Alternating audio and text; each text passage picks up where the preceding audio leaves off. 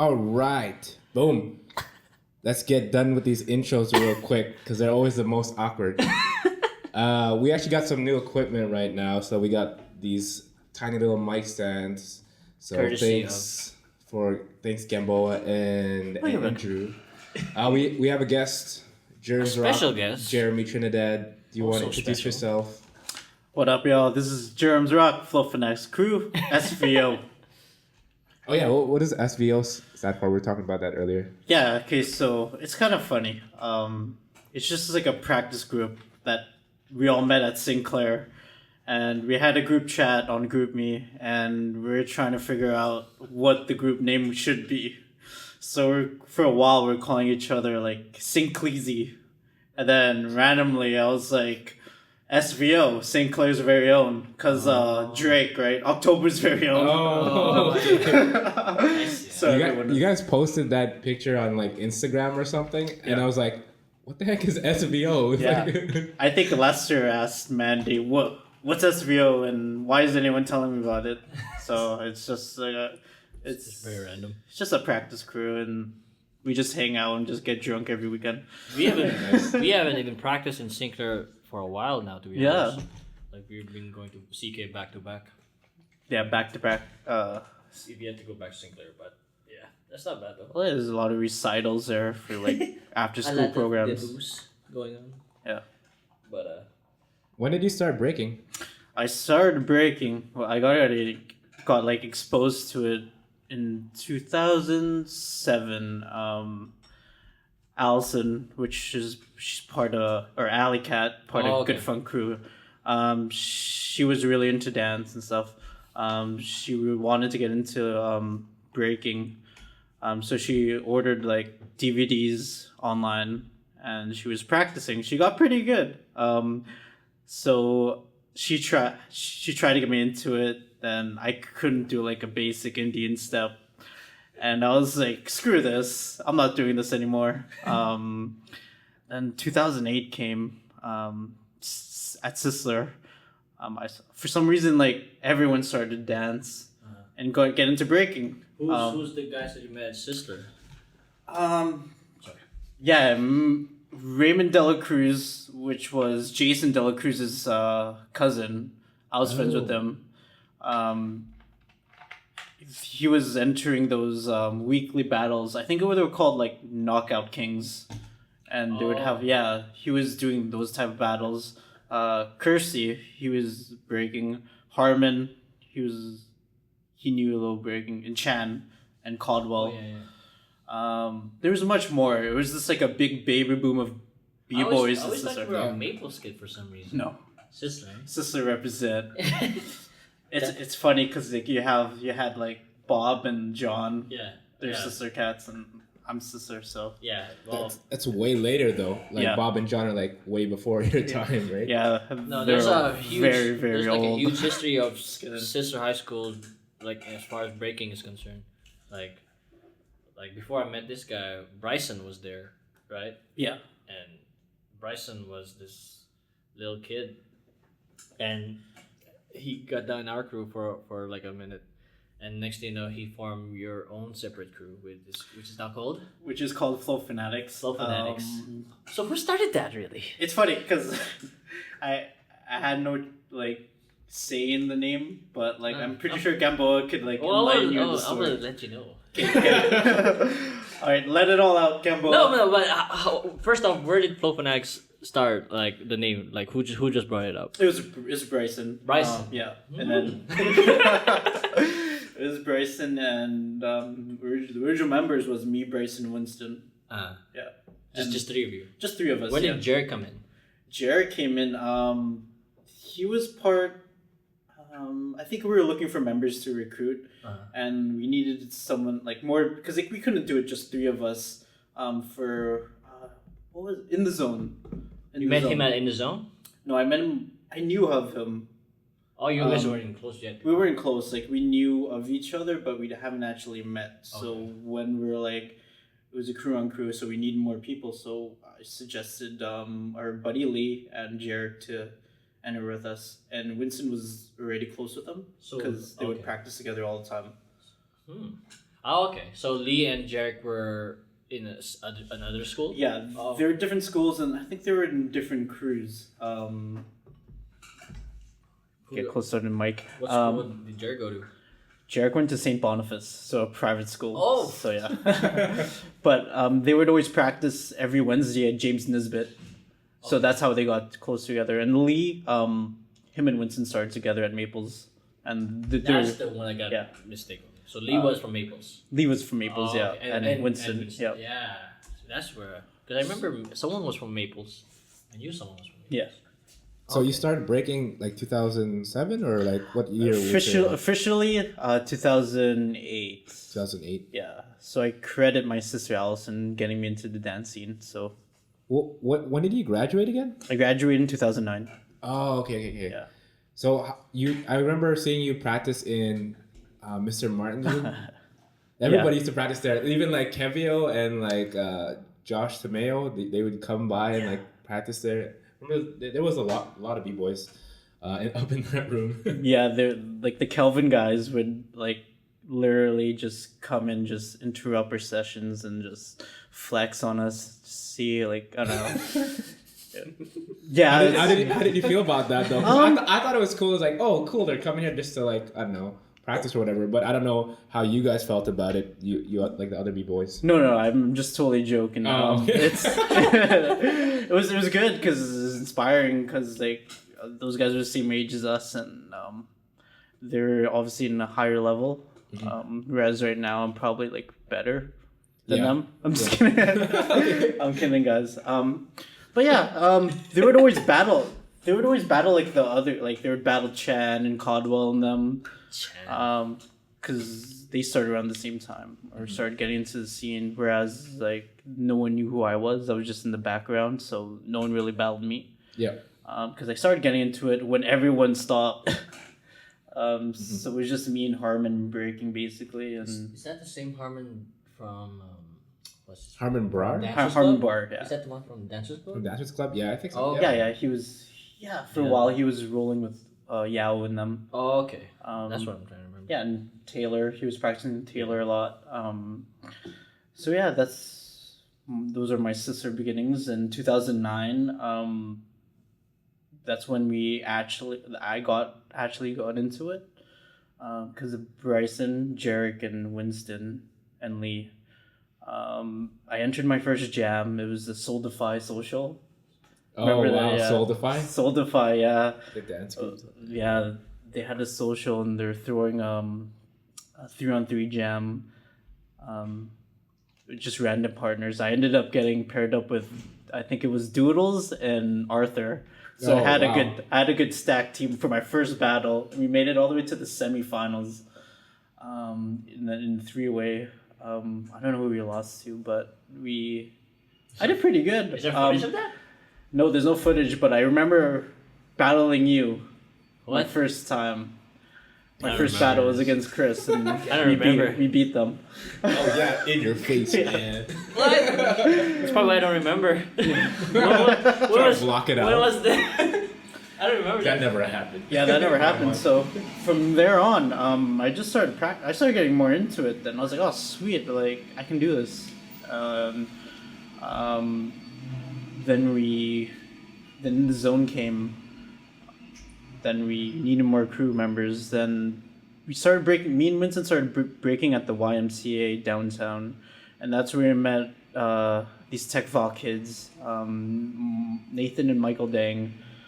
They're really good. Those, especially Michael. That was like a little protege, but like he quit soon after, about like a year.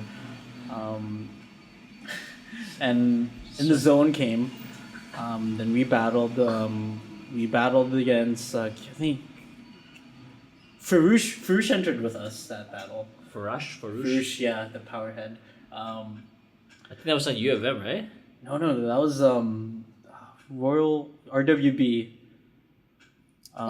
What is this? In the zone? In the zone, yeah. This crew and crew. Oh, this is like the old one where like I wasn't at that one. I think Mark was at that one locking or something. Yes. And then wasn't there some guy doing like finger tuts or whatever? Like I remember seeing some of the footage afterwards. Yeah. And it was like the brown floor, was it? It was a brown floor. Yeah. Okay. RWP then, yeah. I'm still trying to remember when you said you battled me. When was this? That was my first battle at Soldify. Yeah. I was at Soldify? Yeah, it was a social at I don't remember battling you. St. Joseph's. I don't know. Seriously? It was like this I was banquet there? hall. Yeah, you were there. I wasn't remember. knowing. No, really? I just can't remember any debut. That's why. If you guys are wondering what that sound is in the background, if you could hear that, there's a cleaner guy in our area, so that's why we have that sound. We're renting a housekeeping room. Yeah, and that's how basically how Flow Fanatics became his crew. What school did Winston go to? He went to Maples. Yeah. Oh, he did? Okay, I never knew. He started out with a crew called Dunzo Crew, which is a crew made by him and Kevin Delazario. Yeah. I see. Then soon after that split, and he was a part of like many crews. How did he meet you guys? Through Bryson. Oh, okay. Makes sense. Bryson, yeah, he basically connected all of us together because I never went to the after school set. I only sessioned with him at Sister. And then Bryson would always go to the Arthur E. Wright practices every Friday, and that's where he met Jarek and Winston. And that's how it all began. Bryson was like our sole. It's funny because Bryson used to rep our crew for like 1 year. I think Gago Brothers. Yeah. Get on that mic, And motherfucker. and I think we were just fooling around after practice, and when we were like dropping him, yo, let's just switch our Gago name to something else, man, because no one's taking Gago literally or seriously, like, because everyone thinks like our crew name's a joke. And Stupid Brothers. And then yeah, it really means Stupid Brothers. And then Jericho was like, let's find like an acronym like good attitude, great outcome. But we were still experimenting with the name, and then me and Jason Bawang said Flow Fanatics. And that time I still had my mom's or the minivan, and we were dropping Bryson home at the time, and I'm pretty sure that's where he got the name from, because Bawang will vouch for the name, like that Flow Fanatics was originally our name. And then I'm like, what? Then me and Jason looked at each other like, we made that. And I see Bryson with the new crew. I was like, you know what? Let it be. We're still keeping Gago. Well, ladies and gentlemen, my hands are clean on this one. So You guys should have battled That's all for I'm the saying. name. Like I that's where we came up with it. the conspiracy of Flow Fanatics. Bryson. Yeah, Bryson. Yeah. You should get here. But yeah, this is a crew of Flow Fanatics. It wasn't always like, it wasn't always up. We had a lot of downs. Like, Yeah, you guys are like currently it's just the three of you now, right? yeah, we had like how many people? Like at least 8 people in the crew in 2009, and 2009 happened. 2010, everyone started to quit, and Okay. Who's all in the crew? Could you like name all of them? currently. Well, all of them before, and then like who's left now, just Okay. for people listening. So, in the beginning, it was Bryson, myself, Winston, Jarek, Lee, Nathan Dang, Michael Dang, and Jay. So that was 8 of us. And then the 3, Nathan, Jay, and Michael, they got into like cars and stuff, and like, you know how it is, like once Makes you get sense. like, I don't know, they're like, oh, screw breaking, and then we're just all about our cars. And like, Lee was yeah. also still rapping at one point, like Yes. like he was actually I still consider him Flow Fanatics in a way. in a way, because like without him and his guidance, like Was he like the vet of the crew? he definitely was, because he taught Winston how to break. Really? Yeah, he taught Winston how to break, Yeah. and with his guidance, without him, we wouldn't have the creativity we have. So like a lot of our moves are based on his style. Really? So Lee, yeah. So I yeah, haven't Lee- seen him in a while. Yeah, Like, last time I saw him was your birthday, Yeah, and then but before that, like I would see him randomly at gymnasiums, like doing flips. Like, Yeah, he's- like it's very random seeing him. he's doing his thing. He's Yeah. doing his thing right now. So yeah, it was just Does he still break at all or no?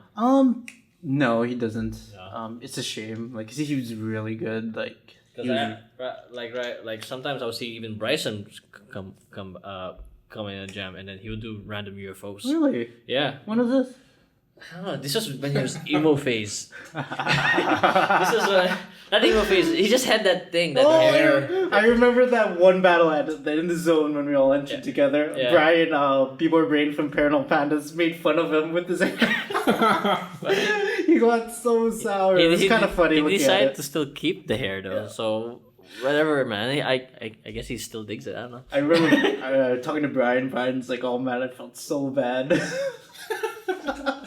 He's what's Bryson doing now? He's working at I have no contact with him whatsoever. Really? I haven't spoken to him in like 4 years. Not even in games. No, I don't play. Because last time I think he was working in some kind of digital media or something. No, I don't know. What? I don't talk to that guy. Somebody. So, yeah, I haven't heard from him in a while because I think he was the same age as me. He's so the same grade. age.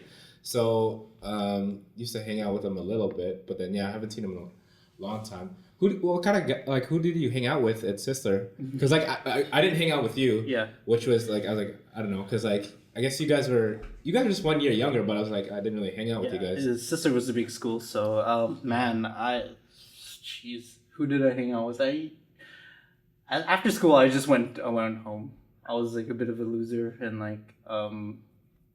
I was kind of friends with everyone. I was always a class clown, throwing erasers at everyone, sitting at the back of the class and stuff. But I was friends with everyone. I didn't necessarily have a clique. Oh, okay. I guess the only clique I had was during lunch in the library, I would play Nintendo DS, Super Mario Kart with everyone, or play Psoidos. Oh damn! But yeah, I don't know. High school is all high school. You know what I mean? It's superficial. A lot of fake people, and just it's all about popularity. So once I had a spare, I'll go home, and once after school, just go home. I didn't really meet you until after high school. Really? Well, I don't know. I don't remember meeting you at Sister. Really, I just remember seeing you. I'm like, did you go to Jeremy. Sister? Yeah, I went to Sister. Oh shit! Yeah, man. man. Oh shit! Why don't you freaking listen? I'm sorry, man. Boy, you're a good host. I'm just finding out who's at Sister and who's at Maples now. Yeah. Okay, I'm just in Sister. No, I graduated a year ahead of him, so. Oh, okay. But I don't remember the specific time where I'm like, oh hey, what's up, man? And then this actually met you. Yeah. But I'm like, oh yeah, I know who that guy is. And then I guess you hung out with Roy, one of my one of my buddies or whatever. So we had I don't know one class together, just a computer class. Yeah, he was a good guy. Yeah. We were talking about how we're the last people from Sister to keep on dancing, which is kind of crazy. You mentioned, and I was like, whoa. Here's a question: was Anjo dancing before you when you were already breaking, or did he? Because I remember Anjo just come out of nowhere, but you already been breaking. No, he was already dancing. He was already dancing. Oh, okay. Yeah. Because he did a talent show. He was popping. Weren't you? You did Michael Jackson. Yeah, I did. Yeah, the weird talent shows that I entered. Yeah. Well, because what was it? I did it 2 years in a row. 1 year was I was supposed to do it with Chan and Vince. Yeah. But those guys are sometimes those guys are such slackers that it's so hard to get them together. Yeah. Because we were in SMW together, and that's our kind of clique in SMW. So oh, come on guys, let's perform for Tacho. They're like, okay, and then we try to practice, and they'd just be goofing off and stuff. I'm like, oh, this is not gonna work. So I just did my own thing. I did a Michael Jackson thing, and then actually Roy edited that song. He did, yeah. Looking back on it, I was like, oh man, that was so lame because I didn't start popping until after high school, or even locking really. And then there was the other talent show, the Icebox one. I don't know if you saw that one. I don't think I saw that. It was to that Icebox song by Marion. Yeah, Marion. Icebox, yeah. I did some tutting and stuff, and I actually choreographed for that. I didn't freestyle any of those solos. Oh, really? So I didn't really freestyle that much until after 2000. Well, come to think of it now. Come to think of it, I have little memory of you at General Wolf practicing with your cousin Kevio. Oh yeah, that was the one time I was there. I'm surprised you remember that because I would come by sometimes with Bboying, and that's the time when we would still like sign up for the basketball court, and then now they banned us because we're old now to go to General Wolf. You guys ain't young. Get the hell out. You guys are of not here. 18. Yeah. But yeah, that's one early memory I remember of you, and then you were trying to still pop yet, like, and then Kevin was trying to give you pointers or something. Yeah. He invited. He invited me. Shout out to Kevio. He's he's out in Toronto, but like he's a super nice dude. He like always include me in whatever they're doing. So, but yeah, he's like come out to General Wolf and we're gonna be practicing. That's where I met Ivan. Okay. I met Ivan there, and then Ivan was showing me some footwork stuff. But yeah, that was the one time I was at General Wolf, and I think I met Nap there. Yeah, Nap when Nap was still breaking. I didn't know too much about him, but yeah, I think I met him there. So, have you ever break at General? No, this is before my time. Oh, okay. I've been it's trippy because like I've been breaking for like 7 years, and then you're naming all these people. Like I know all these people. It's kind of like, oh yeah, I know them, but I haven't actually met them or practiced with them or battled against them. Like Nap, like. Yeah, Nap is a good guy, man. Yeah, I heard that name, and I haven't really seen him break, but I heard he was a beast back in the days. I know him and his brother because they used to work at Health Science Center. Yeah. And sometimes we would work night shifts, and Mark Del Rosario, his older brother, will bust up windmills, and he would just do a ride on the fly. I'm like, what the hell? Recently? No, this was like when I was still like full-time hours. Oh yeah. And this is Nap's older brother is like, yeah, I still have it, and it's fast. Like, oh wow. Like it's funny because once you have windmills and they just have it, like it's so hard to get this move. Well, you have them. Yeah, I saw you do 5 on Tuesday, so you're almost getting it. It's like the shittiest windmills still. but when did you start like taking it seriously, like competition? Like now I see you like go compete like in Calgary and Saskatchewan now. Like, yeah. Where did it mind frame? In 2010, Winston was like, I was just practicing alone. Winston was like getting down with the Bionic Bunnies, and he was practicing with them a lot, and the Pandas too.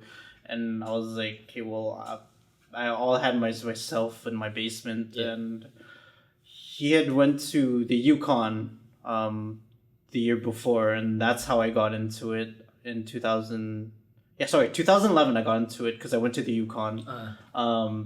It was I don't know, I met so many people like in that trip. Like it was all over Canada. That was like a crazy exposure for sure. Crazy. Like man, that trip I met all like my heroes. Like, when I first started, I saw Luigi's trailer. I'm like, oh man, this guy's crazy. And like fast forward 3 years later, I got to meet him. Yeah. He wore my mock neck and he taught me how to do barrel mills. Wow. It's crazy. Like, and then like I met Flea Rock there. Oh I met Wicked. I met Milestone. I met Tony Styles. All Renegades. I met the Renegades. I met the Skill Methods guys. Man, it was so that's where you took it like seriously after I meeting. took it seriously, and I saw the level of other people in other provinces. I'm like, man. Was there like a camp that Yukon? What's it called? That whole. It was called Cypher for Change. Oh, it was sponsored by the government. So. Is it still going back to back? No, not. Oh, okay. Ever since. I think that was the last one. That was the last one. You got lucky then. I did get lucky. It was. So how was it? Like it's just like all guys and girls in a. Pretty much got certain amount of people in each province got to go. It was just basically anyone that wanted to go. Yeah. There's a lot of B girls there that I met. Obviously a lot of B boys. And you have a mutual friend from Toronto. Who's that guy? Mutual friend. Yeah. Well, no, I think I don't know. I guess close now. Like Burns. Burns, yeah. That's how I met him. Yes, he also took that camp then. Eh? He took that camp and like meeting him. And I remember you telling me about him. Yeah. That you met him there. Met him there and met some of the Ground Illusion guys there, and just like that's when I met them. I'm like, oh, I want to be as good as them. Yeah. Because how long was that camp? Like a month? It was a week. Oh, it's a week. Yeah, a week for $300, and like I had everything paid for. I just had to pay my ticket there. Nice. And damn. Yeah, it was the craziest experience. Like, I met like all the people there I've met. And then when I see them, like, oh man, they're my best friends. And like, we always consider that trip like the best a memory. trip ever. Oh yeah, good memory. it was a good experience, and after that trip, that's when I realized, man, this is what I want to do, and this is I want to get better, and like just seeing the levels of like I could get to that level, and I don't know, it was just super inspiring. From 2011. 2011, yeah. Damn, 1 week. That's not bad. Yeah, and then like I remember posting up a picture with me, Luigi, and Flearock, and like Flearock commented it. Yeah. He commented, he's like, Jeremy, train hard, do your homework, eat well, you could be the best if you wanted, bro. And I was like, that's like... Dude, Luigi's like one of my favorites too, man. Like, you have no idea, this guy is just mad flavor, like... God, man. And still killing it, like... You know what's funny? Like, seeing the guys in video, they're like, oh man, they're so tall, but when you like stand up to them, they're like, oh man, these guys are short. Oh. But Flearock's pretty tall though, right? Flearock? Yeah. He was... Because I remember standing right, like, close to him. He was about Winston's height. Oh yeah. I think so. Because he had that mullet face. Yeah. But it was a while ago, back in 2009 when I saw him. But damn, man. 2011, yeah, that was a good year. And when was your first like out of town competition? A week before Yukon, I went to Toronto just to train with Tafaya. Oh yeah, Tafaya's part of Flow Fanatics. So oh, is he? Yeah. Oh, sweet. Yeah, Tafaya's part of Flow Fanatics. Well, yeah, he's never here. Random brain part. Oh yeah, he is part of the crew. Yeah. So yeah, we have 4 rockers. I wasn't gonna plan on entering anything there, but I think there's an IB qualifier, and then he was like, everyone told us like, oh, you should enter. Like, you only hear like, there's only IB qualifier. Yeah. So often. Then, this was in Toronto. In Toronto, like the week before the Yukon. Okay. So I entered that. It was just like a prelim round, and so that was my first. And you stayed at Tafaya's at the time? Yeah. Then we just trained every day. And you guys are crazy right now, man. Yeah, he's nasty. Like man, windmill 90? Like it's nothing. I remember him coming to Winnipeg for the first time. I think our footwork battle. Remember that? It was us 3. Was it? Yeah. Man, I have so bad memory. but the only memory I have, so bad. The only memory I have of Tafaya was I think it was one of Winston's Touro. Was it Touro? Yeah, it was Touro. It was at PCCM. Yeah. And it was just Winston and him and me, Jumel, and I think was Maju in it. It was a 3. It was supposed to be a 3-on-3. It was Stalls. You, Jumel, and Stalls. Yeah. Yeah. And then against Winston Tafaya, and then we lost. You got sour. Shit. Did you call him out? I sort of did. Like I was pissed about that thing, and then I saw him in the circle, and there's footage of it, and I was just if I see him throw down, I'm gonna throw down. Like it's like a battle, but like indirectly. Like it wasn't like I was like in his face, like but every time he just threw down, I'm coming. You right threw down. down, yeah. Okay. But that I don't know, and that's where I was like, who's this guy like from Toronto? And next thing you know, he's like. I see him improve more and more now, and I see him more frequently at Bboying. Like now he's like judging now, like and now he's part of Flow Fanatics, and him and Charles actually just won a jam. I forgot which battle, but I think they beat the Fam in the final. Oh really? Yeah, they did. It was just them too. Because I also remember. Well, I think it's upcoming that Battle of the North. I think that's the battle they won recently. Oh, yeah. Okay. But there's a new upcoming jam. I think I'm not sure if it's this summer. That it's like a 1 year anniversary of Winston's crew, his new crew. Kabbalion. Yeah. In August 20th. Do you know anything about Kabbalion? Kabbalion. How do you say it? I don't know the whole history behind it. I just know that's Tafaya's other side project crew with Winston and like a few others in Japan. It's like a worldwide thing. Oh, I see. So I don't know much. But yeah, that's all I remember of Tafaya. There we go. There you go. Plug. Plug it in. Plug it in. Yeah. Yeah. So what do you think about breaking now in Winnipeg? Because did you ever go to those Break for Breads at Sister? I went to one of them, and that's when the fight broke out. Oh, with Arthur and Mike Champ. Yeah. I wasn't into breaking then. So okay. Yeah, but I was there. I was like, holy shit. Like, because I remember those kinds of events were like really, really hype. Yeah. I don't know. I think we still have hype events, but A lot of it's in the all I think styles. it They start from. it feels different now. I don't know if it's just time or if it's like a different, I guess, era or something. But like, what do you think about breaking now? And I think it's just a lack of crews, to be honest with you, I was because asking we're. Jeremy. Oh, sorry. I'm just joking. Just joking. Go ahead. It's just Go ahead, Gumbo. it's just a lack of crews. Like there's so many crews out there that started in numbers, but because everybody's fading out and doing other things, that there's like 5 maximum. So it's hard to make a break for bread crew when there's only 5 Winnipeg crews. That's why, you know what I mean. Like it makes sense back in the day because in the 90s, or Bob said, like there would be like 10 plus crews. You know. And I think that what I think of it, my take on it, yeah, it's definitely has changed. Like even in 2009, it was kind of a big deal, break for bread. We still had like a lot of people coming, but now I think we're just in a phase in Winnipeg that it's just all styles battle. A lot of it's majority of it, right? Because like when you go to a breaking battle or now, it's kind of empty.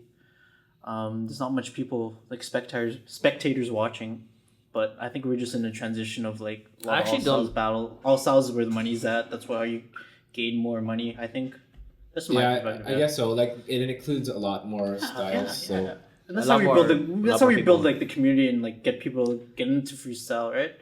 Even if it's like not even like maybe like they get into like the all style scene and they might like breaking, so they might Yeah. transition to breaking, kind of like what Shaq did. But Shaq's like all styles master, and he's getting into breaking, so it's kind of like that. Maybe we can, yeah.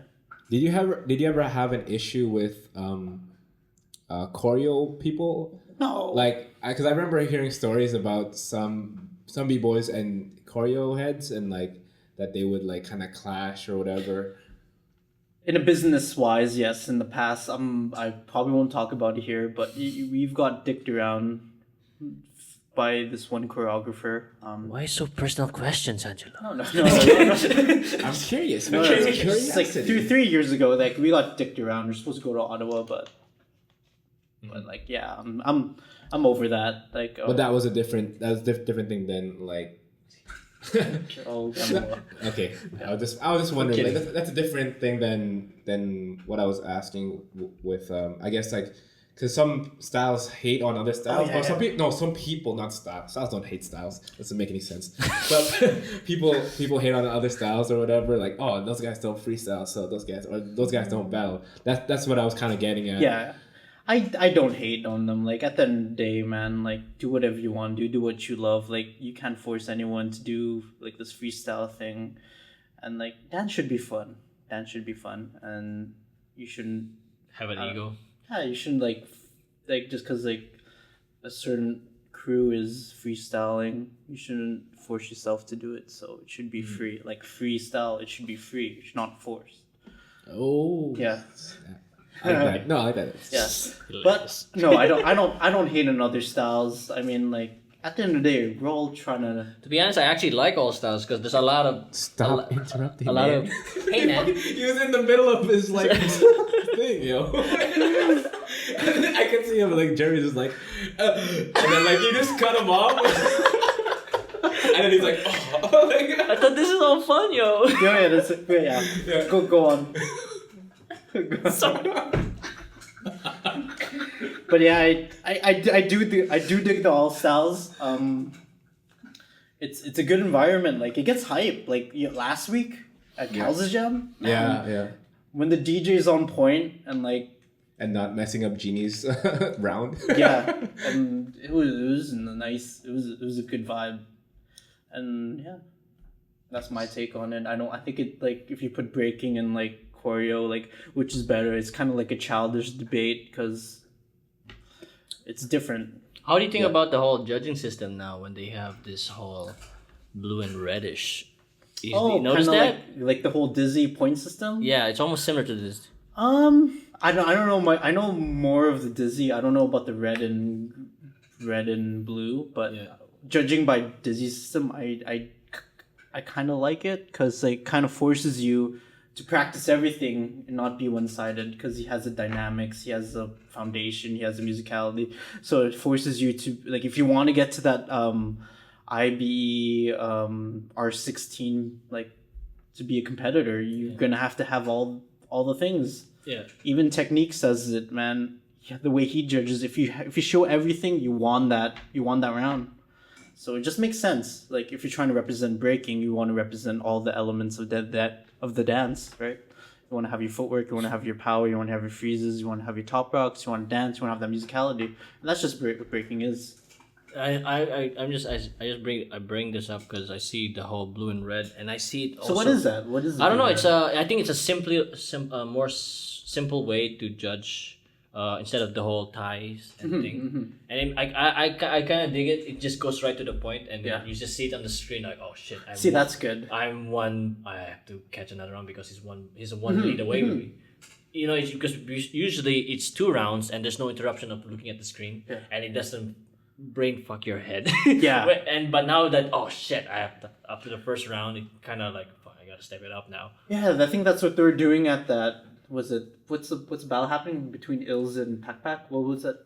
Unbreakable. Yes, so that's a good system because like you said, it says on the screen. Okay, well I have to win this round so I can get a tie. I see it also in a freestyle session. Yeah. And weirdly enough, I see parkour guys have their own competitions. Oh really? Yeah, Neat. like Good they'll for them. have like Parkour. It's like a whole gym floor, and then they'll have 3 judges. One of the judges was from.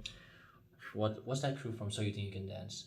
Quest Crew. Quest Crew. Yeah. And he was one of the judges, and then They have a format, and it makes sense now. Like all they do is like go on one end the other and do the most flips, and then he does an exchange, and then the blue and red it goes favors the blue. Like I see this like it started from breaking, and then you see this whole thing spread now like in.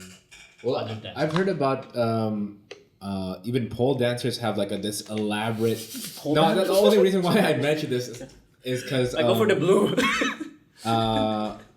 Me, Mark, and Shaq and MJ for one show. We did a circus play like a variety show at gas station theater, and then there was pole dancers there, and they have like this elaborate judging. It's like almost like gymnastics. Like they have these points and stuff. And I'm like, they asked me how like battles get judged in like all styles or whatever. Yeah. And I was explaining to them, and it was like so simple for them. And then they're like, oh, there's no like point system like this and that. And like, no, no, it's just like tie, or you like give it to one or the other person. So she said that she thought there was a point system. Yeah, she asked that. Oh, yeah. So she already knew about the whole point system. No, in the pole dancing. She knows the point system from the pole dancing because there's judges and stuff, and they have like a panel and they like judge them on various. Is it one of those point system where it goes like a 9, 10, or is it one of those like the one we were talking about? I don't know. I think they have little categories, and they rank them on that, like flexibility or whatever, or like they have like split was not split enough. Yeah, they probably have that, and like they have your crotch like was not exposed enough. Certain position. It's pole dancing. It's not stripping. It's So they have those different categories. Like, oh, they're in this position. How proper are they in that position? So. Oh, that's interesting. Yeah. Very interesting. Super interesting. Are you entering? Oh yeah. Since speaking of competitions, you're actually in an upcoming one this coming Sunday. Yeah, which is it's for Bob's. Bob and Stella's going away party. So as you know, the infamous Boob Jester is moving all the way to Toronto.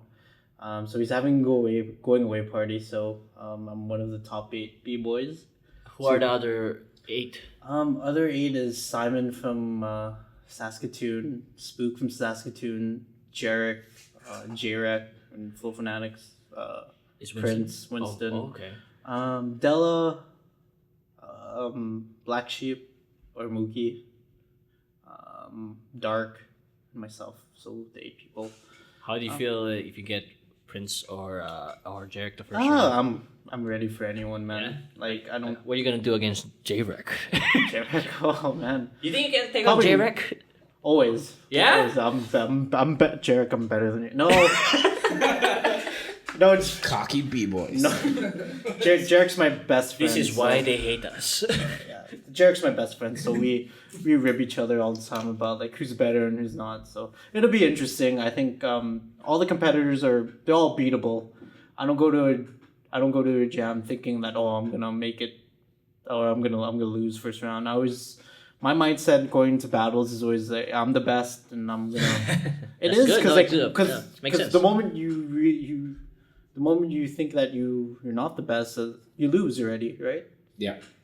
So why would you want to think that you're not the best? It's just your belief in yourself. Yeah. It's nothing cocky. It's just self-confidence.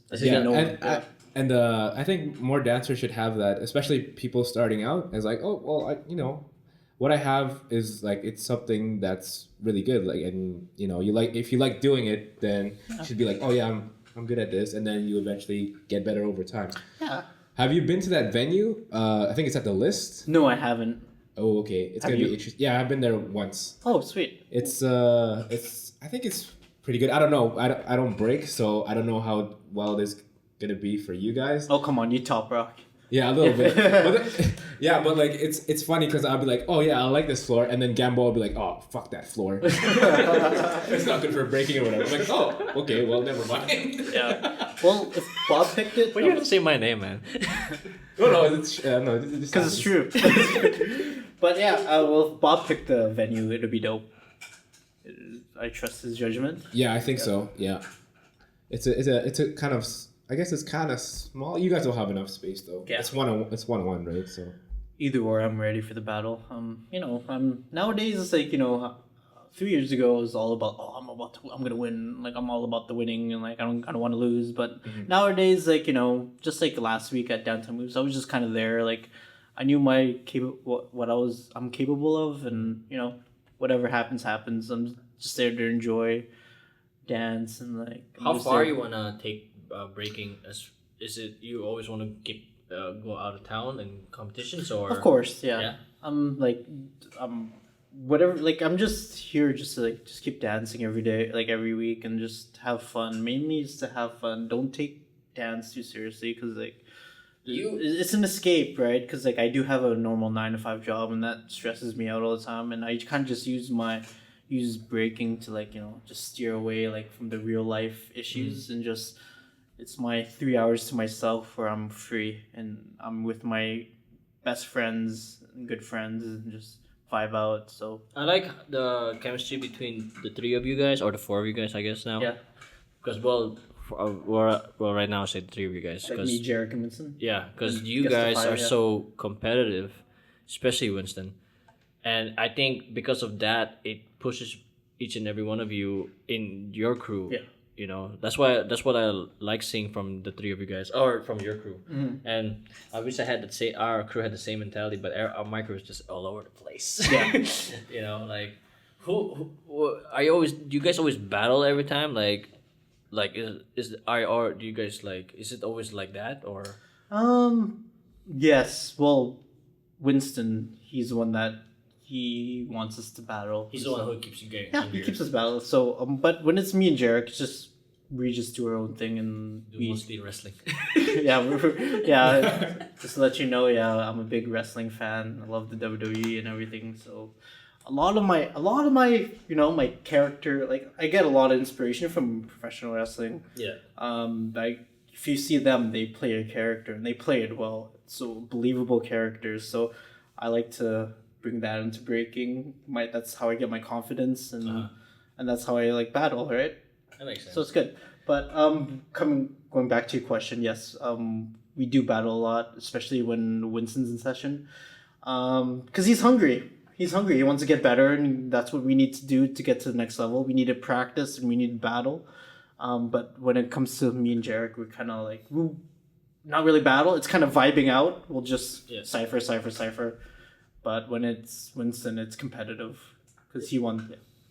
Are you, if there's like a next Break for Bread coming up, are you guys gonna team up on your own or how's that gonna work out? Good question. That's kind of like we haven't really thought that far yet. Is there gonna be another Break for Bread? Yeah, man. Jesse Santos, man. Shout out to Jesse Santos for Break for Bread. Did he say that? Is that what he said? I hope so. I'm just putting out there. Jesse Santos, please. Some Conor McGregor stuff. Just like it's gonna happen. It's gonna happen. But Yeah, that's a good question. We might want to do the whole Gaggle Brothers Full Fanatics thing again. You never know. Because I think we vibe out well. Yeah, it's just we're also our numbers are going because I'm gonna leave soon. Dun dun dun. Dun dun dun. Dun dun dun. Where are you going, Gambo? No, I ain't saying shit. Personal question. Yeah, that's a good. No, I don't know. Too hard to tell. We'll think about it once. But event after happens. this one, now you're gonna go to the Saskatchewan one. I'm going to Saskatchewan. Yeah. And what jam is that one? That is Game Theory. Saskatoon's yearly jam. It's like the only and biggest jam they have. It's a 2-on-2 jam. Me and Jarek are entering it. End of this 2 weeks. Yeah. And then Who are you teaming up with? Jarek. Oh, Yeah. okay. So it's gonna Did be you team up with him last time? Yeah, we only made top. You made top 16. That's not bad. Yeah, it's alright. What's the date for that? Plug. Let me. Because I was thinking about actually taking along and seeing like the scene out there, even though it's probably just breaking and Never like, been there. maybe even just never like been. Cypher or whatever, or Yeah. because it's always good to check out other scenes and I know see how it Sticks is. is there. judging. So we're leaving. So the 28th. 28th? Yeah, 28th. So 28. yeah, so the 28th. Are you guys gonna long drive or? We're gonna long drive. Hey, if you want to come along, I think we have one spot. Ooh. We're leaving the Friday. Who's all? Is just you and Jarek going, or Me, Jarek, Who's coaching? Sam and Mandy are Taco Burrito. Oh, wow. Yeah, I didn't think of- yeah. It's Are gonna be you, good. are you guys renting a car or who's No, who's we're taking Sam's car. Oh, okay. So if you want to hop along. Ooh, okay, cool. What time? Well, we'll talk about it after the Yeah. podcast. We're just making plans on the podcast, so everybody knows when I'm going to be leaving. Everybody knows what car I'm taking. But What's yeah, the we're license long plate? driving. And then 2 weeks we're gonna be going. But 2 weeks after that, we're gonna be going to Calgary for the Floor Rookies Jam. They have their 10-year anniversary. Oh, so that's the crew one, right? That's a crew on crew, so it's gonna be me, Jarek, That's gonna be Stall so interesting. far, Okay. and maybe Try to get Bing. Macho, man. Try to get Macho. We're trying. He said maybe, so we're trying to get Bang too. So Because, well, I think the issue is money wise, but if you guys long drive, it would be easier. Or easier in the pocket. I'm not driving. You're not driving, you're gonna play Because it. here's a fun story for the podcast. Last time we drove to Calgary, we hit a deer. Oh, yeah. Oh, damn. I forgot. Yeah. Who was driving that? That was a City vs City jam. Oh my god, it was Patrick Hilario from Remedial Crowd. It was me, Patrick, Kevio, and Egg inside the car. First time for Patrick driving on the highway at nighttime. And guess how fast he was going? He was going 140. Oh, shit. Kilometers an hour? Yeah, okay. it was That's still fucking pretty fast. Fucking fast. And How long did it take from the accident to get another? Oh, it was just like the next day. Like we got the insurance. Oh, So, nice. yeah, Good. We got. It was funny. It was funny because like me and Kevio early in the morning we picked up the car and You're debating on the insurance. she kept asking questions. We were like, yep. Let's get. Like, we want to get on the road. Mhm. And then luckily we said yes, and then we got the insurance, and it wasn't. Well, I wouldn't say it was easy, but like we got the free car. Nothing else we had to pay for. But yeah, he was nighttime, pitch black, 140. How long you Hit guys? a deer. You guys had to wait the whole day till the. Well, like the. Because you guys are in the middle of nowhere, right? Swift Current in Saskatchewan. Oh. Okay. The armpit of Saskatchewan. I'm kidding, but yeah. So the car was wrecked? Like, It totally was wrecked? wrecked. And you guys came out like no injuries at all? Or? No, surprisingly, dude, the car was spinning, and Oh. then it was smoking, and then everything was just shattered. I felt glass hitting my face and like rocks hitting my face. I'm like, and like, it was me and Kevio in the back. It was really dramatic because like I kind of woke up as it happened. So I opened my eyes, like boom. Whoa. Whoa, shit. Yeah, then Holy fuck. really traumatizing. How big was the? Oh, it was a fully grown female deer and Should have ate it afterwards. That's what you should have done. hell no. Hell no. It was Fuck you hitting our cars. yeah. Eating It was nuts. would've So I was in the back, like flexing all the muscles I had, cause like I was like a semi's gonna hit us, a semi's gonna hit us, Oh. Holy fuck. and then we ended up Going to the ditch. going not really a ditch. It was like a flat piece of grass. Okay. And, luckily, some guy came and saw everything, and then he called the police. And What everything. time was this? This was like at what 11 p.m. at night. Okay. Yeah, so it's pitch dark, and like, God, thank God we even had cell phone reception. So, like, there was another car, and then I was texting everyone. They said, "Oh fuck, they're lying. They didn't hit a deer." And then like, no, I was just serious. We hit a deer, and then yeah, they came through, and then they saw the deer's head So on the side random, of the street. man. Yeah, no, it was scary. It was very scary. Is that the reason why you don't want a long drive to Calgary anymore? Because of that? Yeah, yeah. But like to make things even more dramatic, everyone got out of the car and I couldn't open my door, so Egg had to pull me out.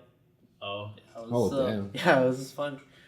It was Well, that's a long drive too. That's like 14 hours. Or 16 something? hours. 16 hours. Yeah, that's freaking Yeah, long. And never then you gonna got do a that, break yeah. after that. That seems like. Well, I guess if you're taking turns, it's not as bad. But not as bad, but it was pretty bad because I had to drive the next day and there was blizzard. Oh my damn. God! To make matters even worse. So it was winter. It was in November, so it yeah. was just about making that transition to fall to winter. Oh damn! Yeah. That's even scarier. Yeah, it was blizzard too. Fuck yo. And then when it was blizzard, like going back to Winnipeg, and Bale was driving. He was driving like 60 on the highway. Oh. Yeah, it was scary. Like I couldn't sleep. That's creepy. Yeah, but then But you guys represented though in city versus city. yeah, I'm alive. We're live on the podcast. Just another story to tell. That's sweet. Yeah, that's a crazy story. I'd be like, holy shit! I'll be telling that story all the time. if I Yeah, have the they do. Anytime anyone mentions driving to Calgary, I'll tell everyone that story. So you're into like what you said you were into WWE. What other stuff like are you kind of like into? I'm Other into than breaking. I'm into fitness and just overall fitness. I like. Oh yeah. Yeah, when Yeah. did you start? When you start working out and everything? Oh, okay. So another Calgary story. Remember we went to Five Kings and like all we did was eat junk food and Yeah. stuff. We went to Denny's 5 times because the Denny's right beside the Hotel. hotel. Yeah. Yeah, so we went to Denny's. We ate there like 5 times, and I got extremely fat, and I kept getting sick. I was like, oh man, like it's all the bad food choices I was making, and I just realized, yeah, it's all my fault. I need to start watching what I ate and start working out. And so I started working out in 2013. I did all that, the home video workout and stuff, and it got me pretty lean. And then I kind of got bored of that, and then I discovered something called CrossFit. CrossFit. Yeah. Of course. Nice. How do you balance like breaking and like fitness? 'Cause that seems like something that's kind of a tricky thing to do. Like even just just dancing and fitness, because sometimes they seem to clash sometimes when it comes to like, oh, I'm kind of sore and like Yeah, a break or whatever. You really gotta listen to your body. I remember when I first started CrossFit, I'll go to CrossFit and then I'll go to practice right after, and that was really, really taxing on my body, and I would get really injured. But now I'm more smart about it. Like I'll have certain days devoted to breaking, and certain days I would just do my workouts and stuff. So it's all about being smart about it, time management, right? I always find CrossFit so hard because It is. some of them are like unnecessary almost. Like, Yeah, it is. Holy crap, man! Do you need to do this much? You're doing a million squats and a million pull-ups. Like Yeah. they're so jacked. I'm sorry, I'm not hating on CrossFit, but No, how much was the fee for the first month? I pay about $130 a month. Oh, sorry. But that goes with time management, managing your budget. You can do anything. Is when it you 24 plan. hours? That No, it's just classes. if you were to do CrossFit 24 hours, I'm sure your body would be fucked up. No, but I mean, like, you can come in anytime. That's what I mean. But That's it's why convenient 24 times. hours. Like the whole thing about CrossFit, the reason why I like it, it's kind of similar to breaking because it's community, right? Yeah. It's all about bringing people together and working out together as a group, and that's. And which CrossFit do you go to? I go to Top Notch CrossFit. It's like 5 minutes away from my house. Okay. So yeah, it's just. And you're still going at it with them? Yeah, I just did workouts today. Yeah.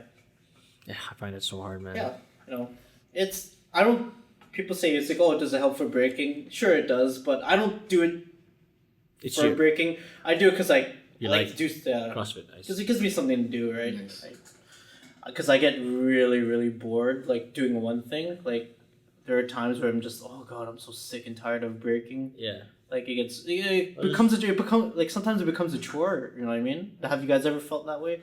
Oh, yeah. Just feel like, oh god, you dread to go to practice because. Yeah, especially when we're doing drills all the time. Like we're just drilling one technique. Like me and Mark used to just freaking do a wrist roll. Really? Do a freaking wrist roll for like one song, like one whole song, and like funk songs are usually the longer. Like like some of the older ones are like James Brown, like 5 minutes long. 5 minutes, 6 minutes, just doing one thing, wrist roll. That's wrist boring. Roll. And it's like it's good to get the like the technique of it, and then you get it ingrained in your like muscle memory. Yeah. But then it's just like, or I gotta practice today, or like whatever. Or, I don't know. Like sometimes you get tired of it. It's like The only time I get tired of practice is because I know I have to work night shift right after. Mm-hmm.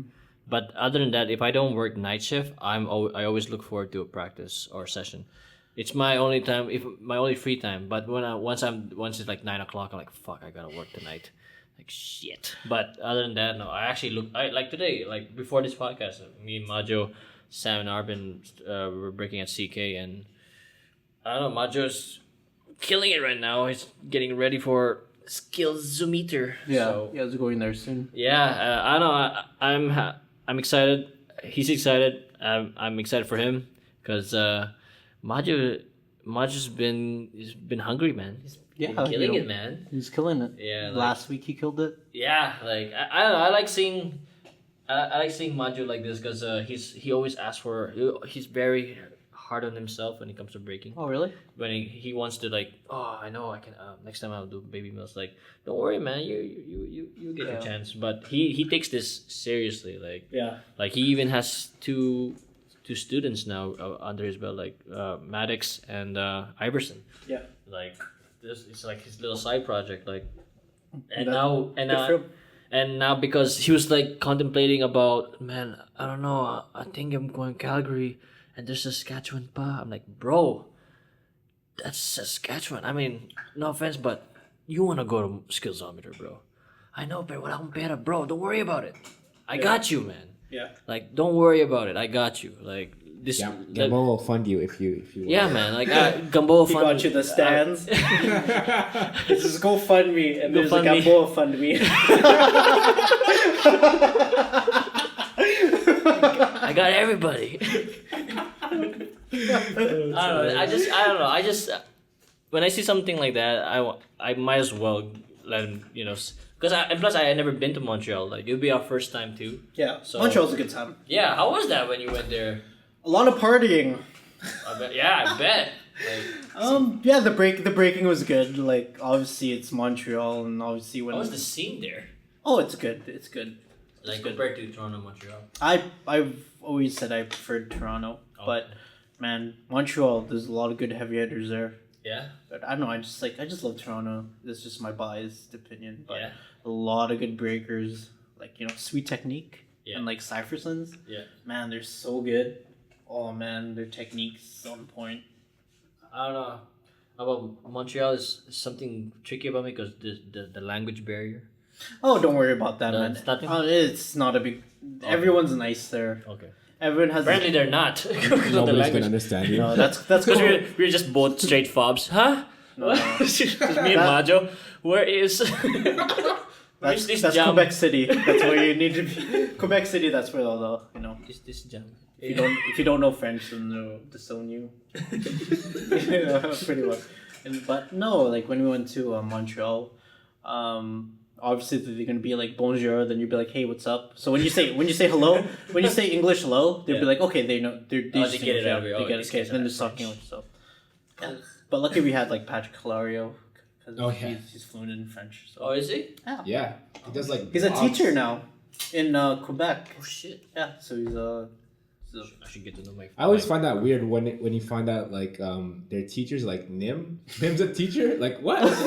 I was like, when I found out he's a teacher, I'm like, what? You're a teacher? It's like, okay. yeah, yeah. We get that a lot because like Maribeth's a teacher. Like who else is a teacher? Rolly. Rolly. Oh, is it? Lisa. Rolly's a Yes, teacher. yes. Yeah.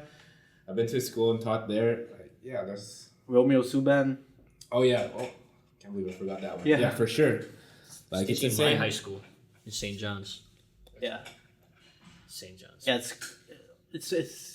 it's funny because like Nim like They're all we say growing that. up. Yeah, Nim's a teacher and like yeah we party with Nim a lot. That's the most surprising. Like he's like, yeah, he likes to party, and Yeah. then it's like, oh, you're a teacher now. I could try to imagine him with like a glasses or like a suit or something, like a tweed. I'd love to sit down in a class with Nim as the teacher. There's nothing to diss him, but Yeah, it's Nim's good shit.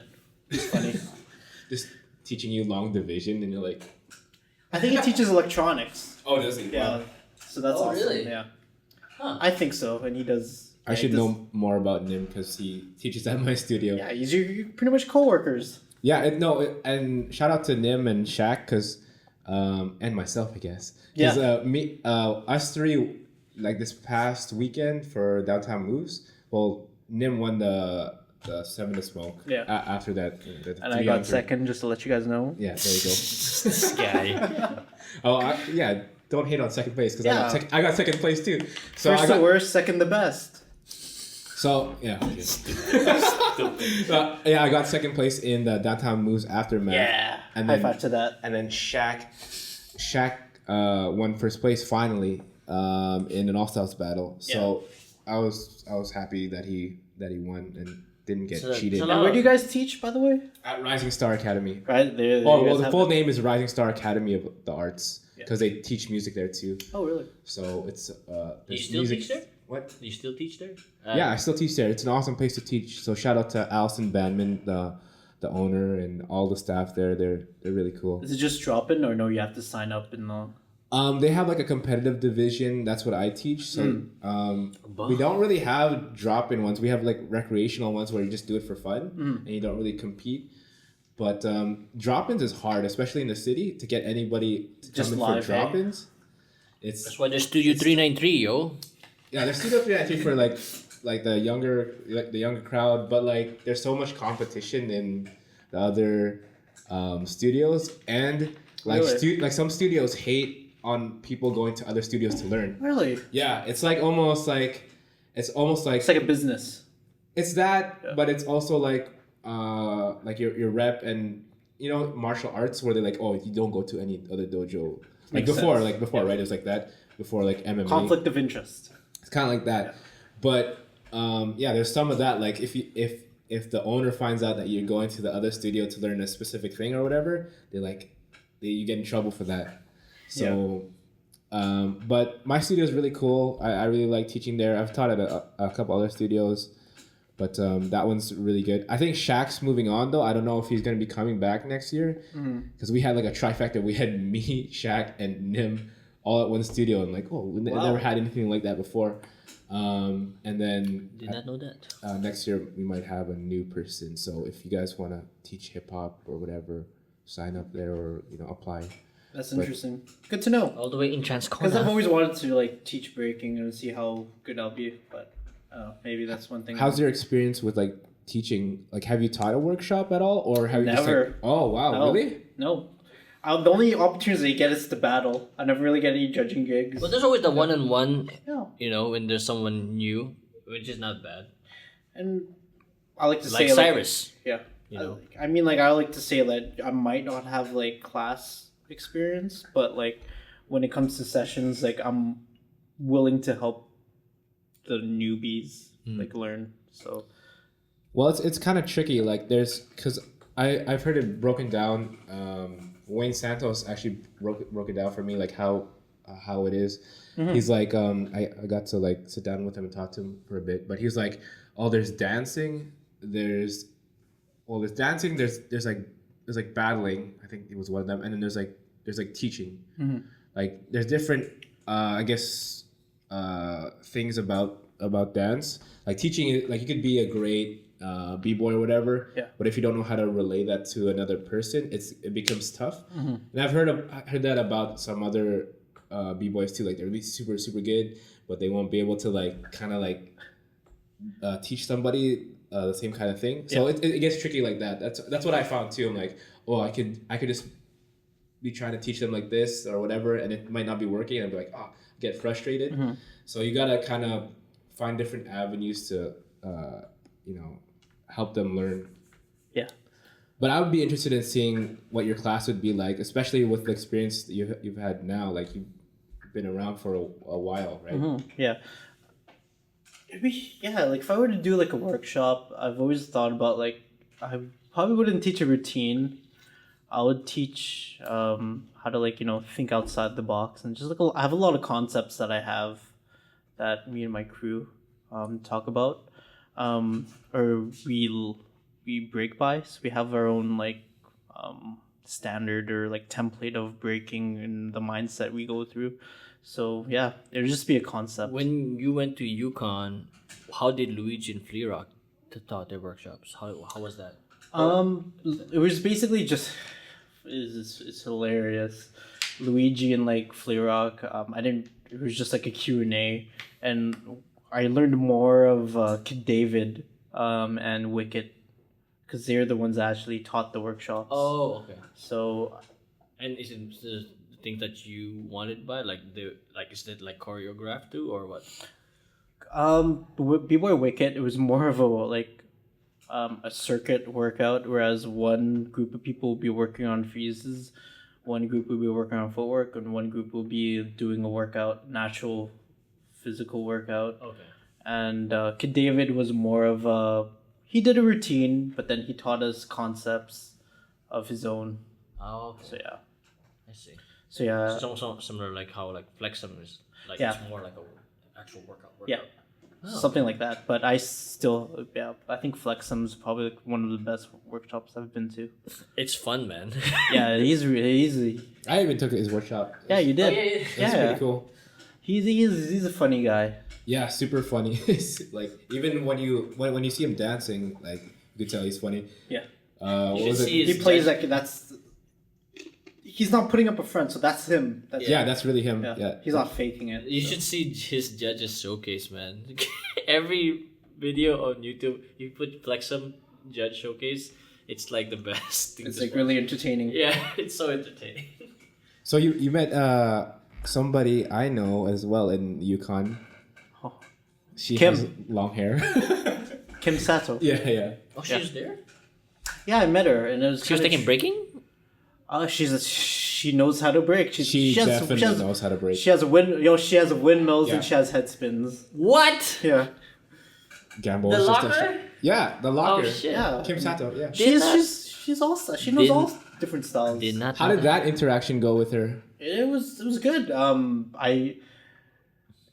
She was one of the first people to like introduce herself to me, because like when I went to the Yukon, I didn't really know anyone. I was just like that random kid from Winnipeg that went, and so I was on the bus, and then she's like, "Hey, how's it going? Where are you from?" "I'm from Winnipeg." And she's like, "Oh, do you know Angelo and Mark?" I was like, "Of course I do." So yeah, she's a sweet girl, and she's really nice. Yeah, she's awesome. She was here a few years ago, I think 3 years ago And she didn't remember me. She didn't? No, You saw? Oh wow! You didn't make an impression, hey? No, I guess not. He's not like Flearock, whatever. Yeah, it's whatever. There's like a million people. Yeah, there was probably a lot of people there.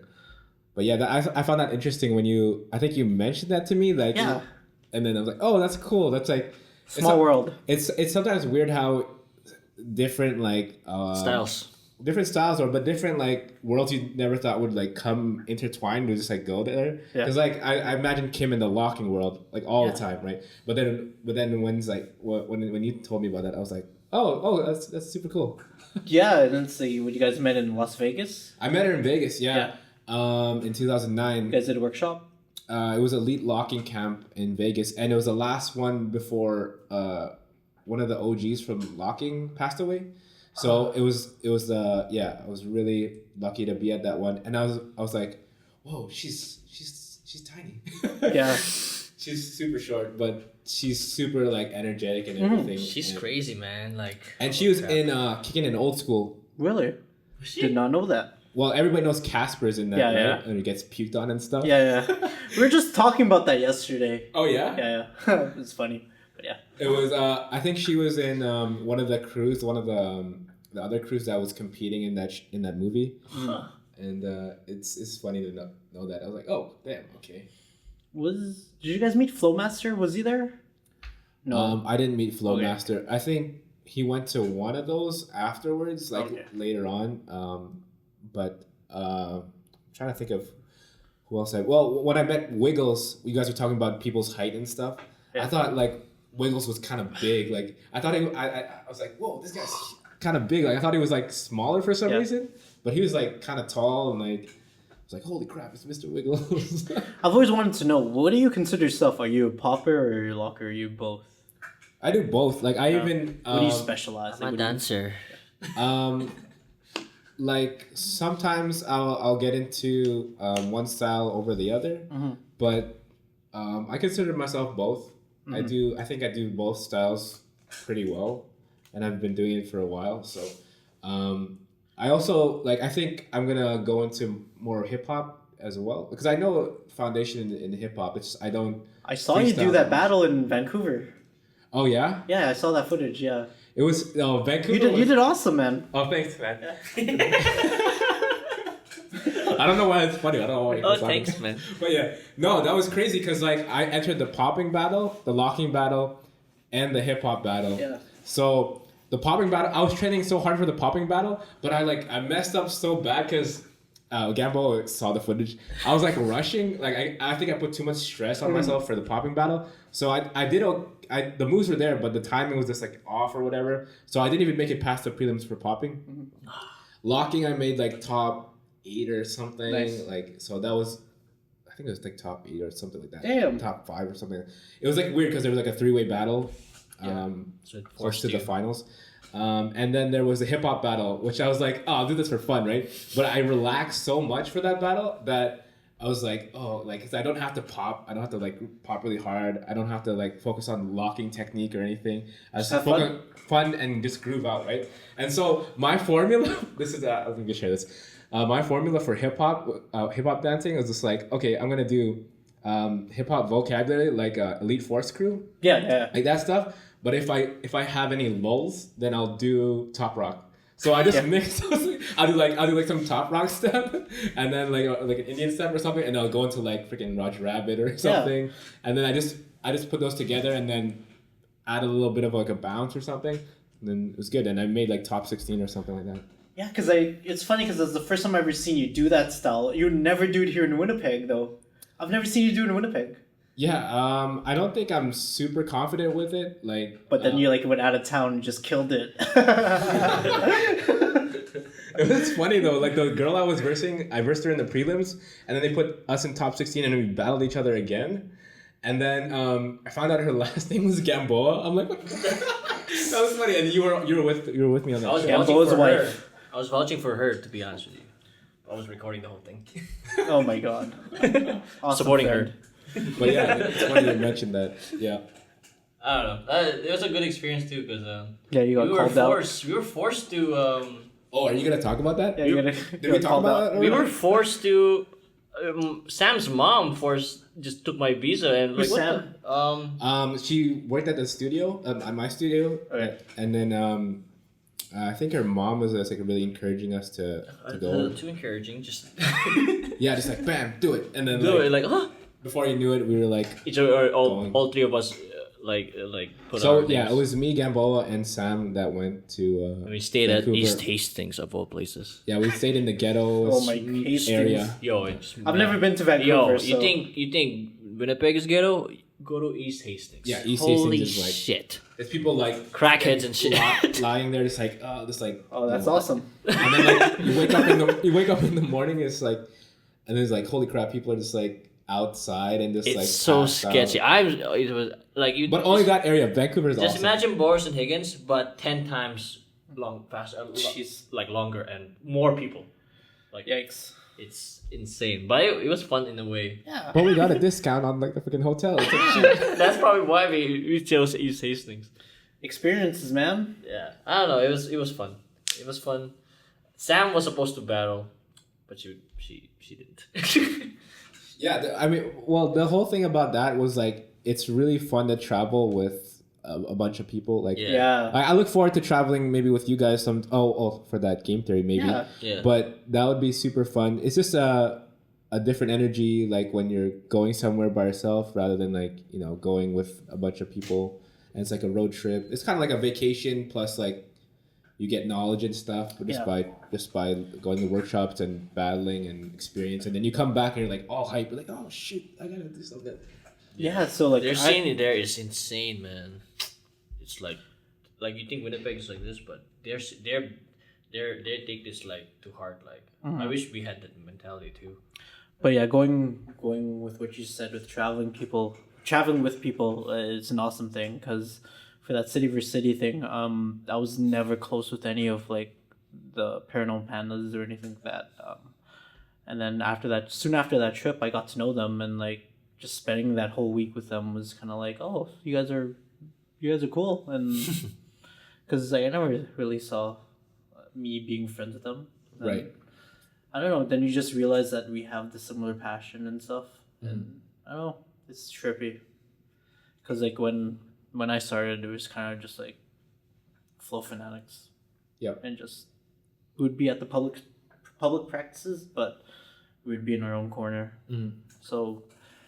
So that has changed nowadays. Now everyone practices together. Yeah. Here in Winnipeg. The effects of that. You guys want to talk about that a little bit, like, because I feel like before, I don't know. This is my perception of it, anyways. That when people practice like in their own little cliques, that they kind of I don't know. It seems more competitive when they bring it out in the battle. Yeah. Sometimes. It loses the element of surprise when Yeah. you're battling with everyone. We were just talking about that like a couple weeks ago. It's always been like that too, like because that's probably why we were more hungry back then, because we would never practice with these guys. This is our private spot and shit. But now because everybody seems to break together, the surprise is out now, and then you know what they're doing, and vice versa. It's like I know what Round is gonna do, and it kind of I don't know. It's in a way you kind of need your own private spots, but at the same time it's also good to practice with other crews. The way I think of it is that I think it's awesome that all of us are coming together and practicing together because like Winnipeg, we're a small dance community. Yeah. And like you can only get so far battling in Winnipeg. You need to travel and stuff. So it will only motivate us to get better if we practice with everyone. That's what I think. Because like when you jams here in Winnipeg, you're battling the same people you're practicing with. So obviously like So you're not down for private practice at all? I guess in a way like it's cool to like just practice with a few people, like your crew, just before a crew. Okay. But like overall, I think we should be sharing together and just try building Winnipeg together, because like right now there's nothing really after us, like True. right. So Yeah. we should be practicing together and like kind of like what DGC did, like not really like form together a crew, but like just be civil and be homies and stuff and just break together and just try to like grow the scene. Do you guys see anything breaking wise going on in the high schools? No, I don't. I That personally seems don't. kind of Dying like now. It's lacking right now. That was how we all started. yeah, in high school. Everybody it's started always- breaking high school, I don't know what happened there. I don't know. I think you mentioned that they're like all going to choreo teams. Yes. Yeah. I I think tried- that's the shit now, That's the thing to do now. Because breaking was, That was a thing too. my school, St. John's, before Gago Brothers, there was already breakers in St. John's, like Mike Manzo and them, and sister with a deep history with breaking. But now I don't know. I don't know why high school kids are not doing that. And it's not even a phase. It's just like it's so quick. Like they get bored of it now. Like I don't know why high school kids don't like breaking. I think because it influences. I think right now at Sister there's SMW, but like the people that are teaching it aren't the teachers. It's like people like that are in the project right now. So that influences like Sister people, and then like so there's not much breakers at all. Yeah, Korea's in now. That's why I think. And in a way, it's a good. It's going to be interesting to see then, like how I hope it it's doesn't gonna fade out. That's all. Yeah, that's what I'm saying. Yeah, it's going to develop, like as far as even the other styles, because like I kind of see like all you guys, and it's just like okay, what's going to happen next? So I'm trying to predict what's going to happen next. Like who's the next person, right? Yeah, or not even a single person, but the next Generation. people coming up. Well, I know for a fact that Majo students are the next in line. Mm-hmm. And I hope they But keep that's just like a couple people. Like Yeah. we want that. in numbers. Back in the day back when we were in high school, like pretty much everyone in high school was breaking. Like all the people. Yeah, it was pretty hype. Like even I kind of tried. Even I tried breaking. I was like, I'll try Yeah. breaking. Tried doing windmills in the dance studio. Yeah, That's dance cool. studio. Yeah. Because Caldwell was like in the dance class, and Yeah. he's like, just do it like this, man. I'm like, oh, I'm trying. It's hard. Yeah. Yeah. So I feel your pain, Gabbo.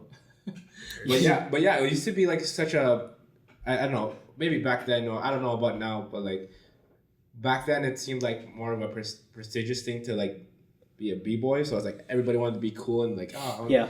I don't know about now, like how it is in the high schools. It's hard to say It's hard to say. because like we're not really in it. Yeah, I can't picture hallway practices in current high schools now. Yeah. It's very hard to see. Well, Cyrus is the only one who's still in high school, and Daryl but Daryl's kind of Daryl, yeah. now. But Cyrus is the only one in high school that's kind of still breaking, and he's the only one that he's been coming back to back. Yeah, I'm sure. Like, hopefully, we can inspire. Like, Hopefully he starts his own crew, so it'll be more and more. Because he's a good kid. He's always asking questions. yeah, he is. Yeah, and making us pay for his dinner.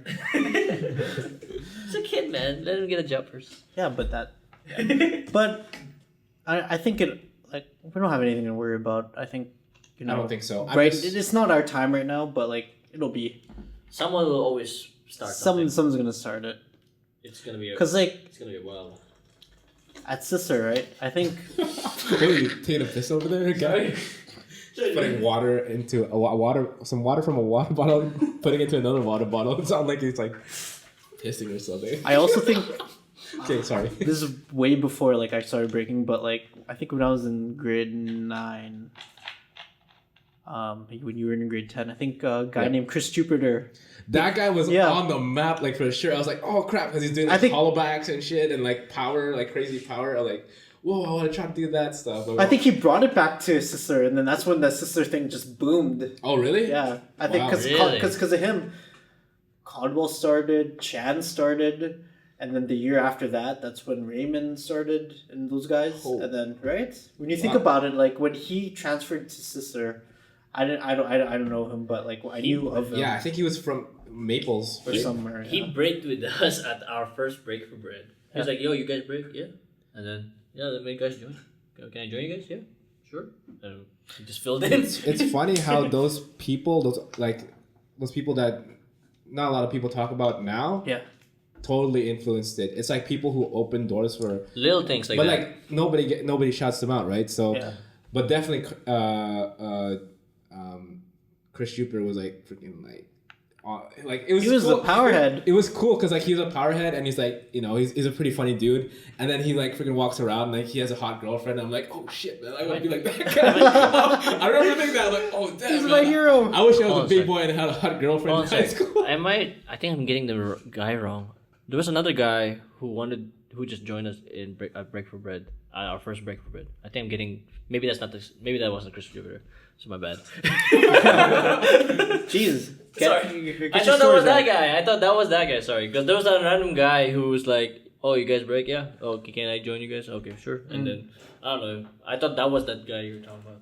I'm sorry, man. I'm so out of. Because I would remember seeing him at the dances. He would just do a wall flip. I'm like, what the hell? Yeah, that was his thing too. Yeah, he did that like so many times. I think that was crazy. And like slow dances were like not even existing at those school dances.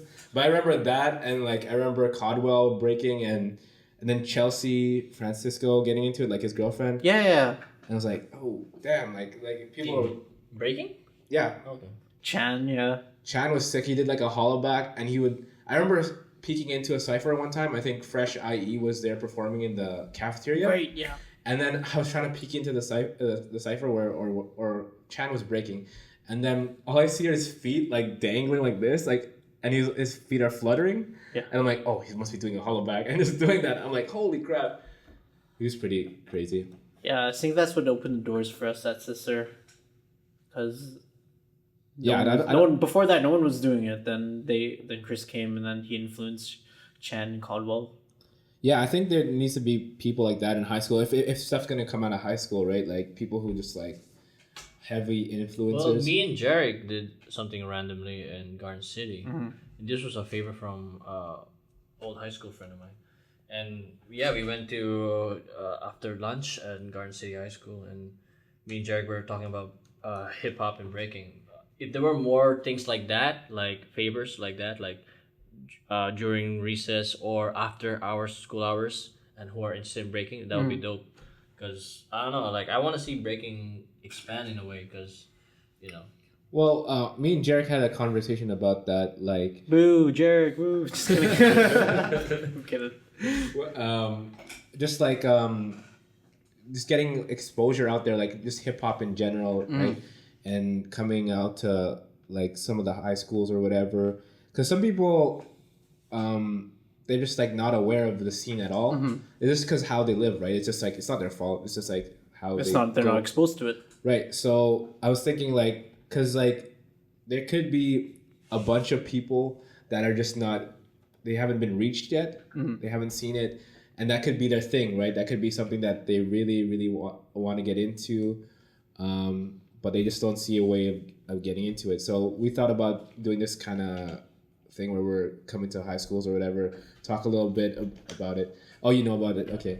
But like just a bunch of us, like not just like one of us, because like I feel like people would relate to different personalities. Yeah. That's a good idea. That's a very good idea. That's kind of like how you guys know what Unity Charity is, right? Yeah. That's what they kind of do. That's what they do. They kind of go to like high schools and like tell them what they are, and like it's kind of like an outreach. I think it's an outreach program. So yeah. For hip hop. Yeah, and teaches them how to like have like classes when teach breaking. They teach graffiti, beatboxing, and like all this other stuff about hip hop. So they have like. Yeah, that's how they go about it. I still don't know what they do 100%, but that's like a good idea. So it'd be good to have it here in Winnipeg. Yeah, that would be definitely one thing that, because I know like there's some people who are just kind of like I mean, Ogembo talked about it. He says, what did I say? What is that? What did I say? I keep forgetting things, man. What did I say? No, like you said, you were kind of lost. Like before you found like breaking and everything. I think at some point people get lost. It's in high school when it comes to breaking, and when it comes to growing up, and luckily breaking came, and I can totally relate to a lot of folks. Like I remember when Ronnie came to this workshop, he was a shy kid. Yeah, he explained that, and breaking got his built his confidence. For sure. Like there's three things you see as personalities when people start breaking.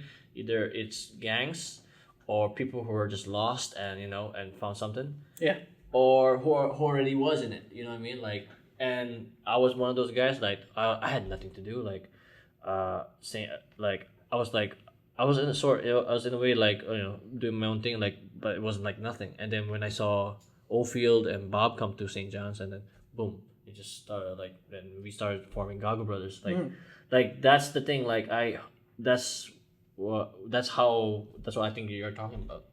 Like I don't know. Yeah, exactly. Like I mean, that's exactly what it is, right? So I feel like there's people like that who like maybe they need some kind of outlet. They don't know what it is yet, maybe. And then I think that would be a great thing to offer to to like youth or even just even older people. Yeah. So, how long are we on this podcast for, man? Andrew, give me the time right now. Hour and a half. Oh, Hour and a half. the longest one. Not even the longest Oh, really? one. Oh, Yeah, I think it- August was like an hour 40. Hour and 40 is the longest. All right, John, I'm here to beat you. We're just gonna go over that limit and be like, okay. Yeah. And Oh, you guys, do you have any other questions for me? Like, Do you have any other questions? um, I actually want to talk about. I don't know if we have time for this, like for this particular one, but because you were talking a little bit about fighting. I don't know if you're into UFC or MMA. I do like the UFC. Because I'm into it. Gambo is into it and into it boxing, and then it's funny just like getting our opinions on it because we're like we're dancers, we're not even fighters, but yeah, In a way, we were kind- fans, man. We're fans, and I kind of feel like when it comes to like I don't know, when it comes to me, I think the training for like for B-boy and MMA fight is kind of like the same, because like we're doing it in an art form, right? But then we're doing something extra, like whereas like, maybe you're working out, you're swimming, you're doing other like boxing just to get your fitness level up, right? So you can perform to be the best that you can be in your art form. So in a way, I don't know. I just kind of think of So it did like you that. watch the event last night, which was UFC 198? I didn't watch it, but I kept up on Instagram. Okay. I saw it online on FightNext. It's a pirated site, but anyways, it's But yeah, What? Yeah, it was insane. FightNext.com. So Plug. Cyborg fought Leslie Smith, and that was Cyborg's debut. how was that? It was pretty crazy. Like She knock her out? it was a TKO. It was a stoppage, but I thought the referee kind of stopped it a little bit early, just because right out the gate, Cyborg comes in and you could tell she's super strong. Holy Like the way crap. she moves and it's super She's fast. scary, man. And then she is scary. And then she starts swinging, right? I'm like, oh man, Leslie Smith is gonna get owned. And then she started getting tagged. Leslie Smith starts getting tagged. Then Was she getting rocked? yeah, she was getting rocked. She fell down. Cyborg jumped on her, and then Leslie Smith was turning, and so Cyborg would have probably gotten the back or Yeah. something. So just like But it was kind of on the side. So I guess a reverse side control, almost like turning into that. And then the referee stopped it, and I'm like, whoa, it's over already. It was in the first round, and I'm like, damn, they were in that mid transition, and then the referee called it, and I'm like, oh, that's kind of questionable, but I could understand why, because she just was getting hit a lot. yeah, and then it's kind of like the refs. It's like, oh shit, she's gonna get fucked up. I better stop this for the safety. As soon as Yeah. the first round bell rang, I knew Leslie Smith was not gonna win this. She was already backing up, right? Oh my gosh! And just to face defense. just to face Cyborg alone, look what she did to Carano. Fuck. So is she a contender for the title now? They both weighed in at 139. Okay. So that was a catch weight. Well, obviously the weight class is 135, which is a bantamweight. I think she could get to that. Easy. But she looked pretty skinny at the weigh-ins. Oh really? Yeah. She looked pretty. But she could definitely lose another 4 pounds and make the friggin' or 5 pounds or whatever it is. Just to face Misha. Misha Tate. That would be insane. Misha Yeah. Tate versus Cyborg. Or even if Holly Holm gets her jiu-jitsu, then I think Holly Holm just slipped. This a little slip, Just and then a it's little, man. yeah. over. Just a little, because she didn't even tap out. No, she just passed out. No, she just have Don't tap out. Just pass out. She was throwing punches and then in the air, just trying to get loose, and then she just freaking passed out. Yeah. But Holly Holm is fighting who's it? Shevchenko, I think. Valentina Shevchenko, some other contender. I think that's a warm-up fight before she wants to fight for the title again. And then Ronda Rousey, I don't know what's going on with Ronda Rousey. She's do movies or whatever. Movies, and she's still. Yeah, I think she's getting a pass, man. I don't like it. She's What do you mean? Like ever since she got knocked out, she hasn't been back since. And I don't know if she's even training. yeah, know like if she's training or like not? Dana White's giving her a huge pass for Well, that. because that's true. It's the Well, person she's that made him the most money, pretty much. So that's Yeah, like, I for mean, sure. look at Connor. He got his first loss, and then Dana White right away. I want him to fight next one, UFC 200. He's like cash cowing like Conor McGregor, but but you see, what's her face? Ronda Rousey, like she's giving her a pass. Like, you know what? Do whatever you want. Let me know when you want to come back. You know what I mean? Like, I don't know. That's just my thing. John Jones. Do you think his whole positivity and like happiness? Do you think that's a fake front? I think he's headed in the right direction. I personally just don't like him. Really? I love him. I think he's a great. Well, as an athlete, I love him, but like what he did outside, it's kind of like. Well, yeah, obviously that, but I just don't like his part of his personality. Yeah, Like, it rubs you all the wrong way. it's like some of it seems fake. Yeah. And like Daniel Cormier, I could kind of relate to him a bit more because he's like the same way all the time. Yeah. So I guess I have like something that I distrust about John Jones. Like, obviously he's an amazing athlete and like probably one of the contenders in the pound for pound best. But yeah, I don't know how he's gonna. I think he's headed in the right direction, but he still has a lot to prove as far as coming back like full on John Jones, because the fight against OSP wasn't that He's fantastic. alright. Yeah, He still did pretty good for not being for a year or so. for like being out for a year, but I was expecting more of like, you know, dominating performance. For sure. Yeah, what you guys think about the whole Diaz and McGregor fight? I Oh. knew from the beginning that Diaz was gonna win. I knew it. You know what? You know what? In hindsight, it's a lot clearer, and maybe to you at that moment it was clear. Like for me, and then for some of the other fans too. Like, Connor was built up to this super high level, Yeah. and even the way he talks is like, holy crap! Like, this guy's not gonna lose. Yeah. And then after he lost, everybody's like, oh yeah, there's these holes and stuff. Yeah. But that's easy to say after the fact. So I thought it was pretty cool that he went up 2 weight classes to do that, For sure. and respected that. Sorry. And then And he knocked out Aldo in like 13 seconds. yeah, Yeah. that's insane. That's insane. So- and Aldo never lost.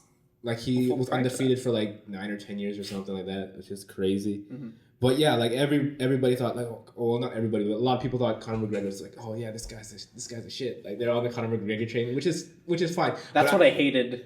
Oh, the people who are just like, oh, I'm with Conor McGregor. Yeah, I was like, you guys. Okay, Nate Diaz has been in the UFC for like what 8 years, and then, man, he's deadly. That's probably the best thing that ever happened to Nate Diaz. Yeah. Especially when he, like, before that, when he fought Michael Johnson, and then he did that interview, and he's like, oh, well, the Michael Johnson performance is like, you know, really freaking awesome. Anyways, but then after the post fight interview, he's like, oh, you stole what I was working for, motherfucker, or whatever.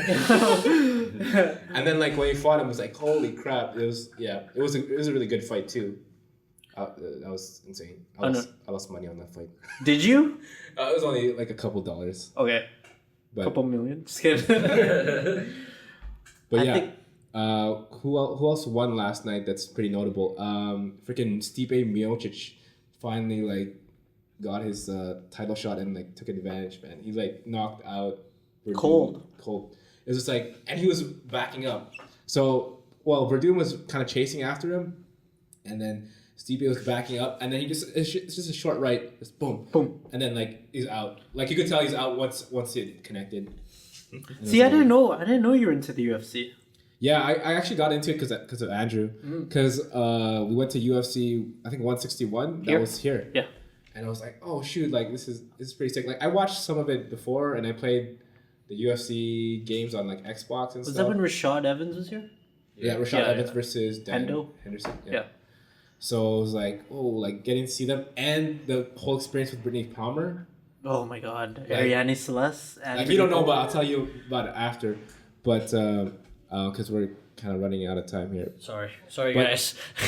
Yeah, bro, stop talking. you're Sorry, understand? I gotta go, man. I gotta meet up Majo for later for our hotel thingy. Okay. Okay, we'll talk about it after. Anything you want to say before we cut this off? I don't know. I'd love to do one of these again. You know, we could do a part 2 sequel. Yeah, we'll have you probably multiple times. If you Yeah. want to be on, you like being Yeah. on. Most likely you're Come on. gonna fill in for I'll fill in for you when you're on. for when Simon and them are coming for that Red Bull. Yeah, because, like, man, I listen to all kinds of podcasts all the Yeah. time, so this is fucking awesome what you guys do. Yeah. Yeah, like the whole aim for this. Like, why did you want to do a podcast? Like, Well, you know? first off, I'm super curious about everybody in the scene. Yeah. Like, I want to know people's stories, and this is a great way of doing that. Also, I also want to share like that knowledge with people too, and maybe like shine some light on people who are not getting that much light, and just to inspire people too. Like people hear other people's stories and like, oh damn, I could do that too. You know, I could kind of take this path, and super inspired by Joe Rogan and his podcast and just listening to that. And it's super funny. I want it to be entertaining. That's why I kind of rip on Gamble a little bit. But that's only just because this for fun, you know. And you get to know the host too. I didn't know you're into MMA, so I'm like, sweet, we can probably watch an MMA show together. Yeah. Yes, finally I get some UFC friends, man. Like I've been waiting. Stalls is also a big MMA fan, so that's who I usually watch the shows with. We got to get him on too. So Just me. No. I wanna thank you guys for being here. It sounds so formal. Gamble, Andrew producing, Jerms just for being on and coming in last minute. So really big thank you, and we're out. CypherTalk, motherfucker. CypherTalk, Flow Fanatics. Peace. Peace.